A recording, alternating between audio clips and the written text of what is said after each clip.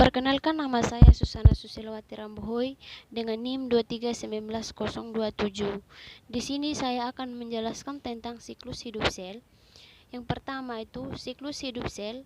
Siklus hidup sel berfungsi sel yang paling mendasar berupa duplikasi akibat sejumlah besar DNA di dalam kromosom dan kemudian memisahkan hasil duplikasi tersebut sehingga terjadi dua sel baru yang identik.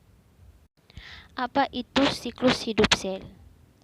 Karena sel yang ada dalam diri kita mengalami pertumbuhan. Dan kenapa siklus sel penting? Sejak kita masih berada dalam kandungan, tubuh terus mengalami perubahan. Dari yang terbentuknya masih antah berantah, terus mengalami perubahan sampai menjadi bentuk yang sempurna. Yang kedua, tahapan interfase. Nah, di sini kita lihat ada dua tahapan interfase. Yang pertama itu fase G1, disebut juga dengan fase pertumbuhan dan perkembangan sel. Pada fase S terjadi replikasi atau duplikasi DNA sebagai materi genetik yang akan diturunkan kepada sel anak. Yang kedua, fase G2, replikasi DNA telah selesai. Yang ketiga, mitosis. Mitosis adalah peristiwa pembelaan sel yang menghasilkan dua sel anak dengan jumlah kromosom yang sama seperti sel induknya.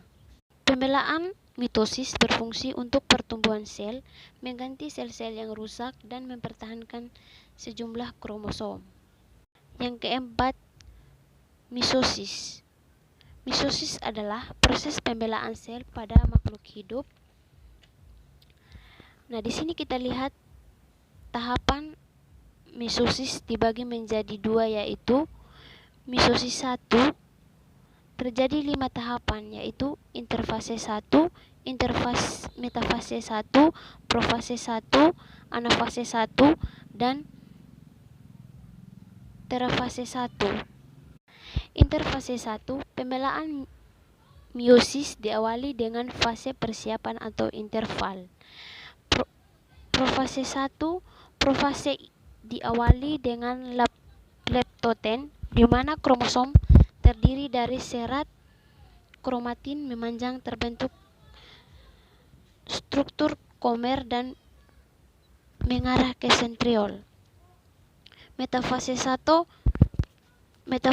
adalah di mana kromosom yang terikat pada benang berkumpul secara sejajar. Anafase 1. Pada anafase kromosom akan bergerak ke dua tubuh lawanan, sedangkan sentromen masih utuh. Telofase 1.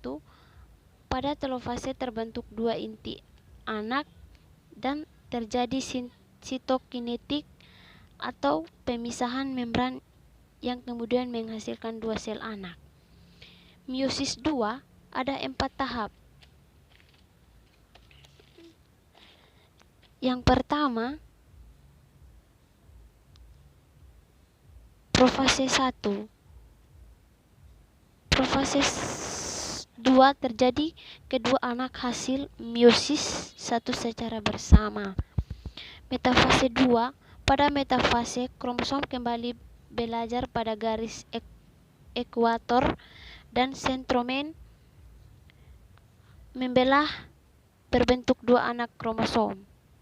Anafase 2, masing-masing anak kromosom bergerak ke ujung tubuh yang berlawanan karena ditarik benang spindle sentriol. Telofase 2, kromosom telah selesai berpindah ke ujung dan membran inti terbentuk menyelubungi kromosom untuk membran dua inti sel baru.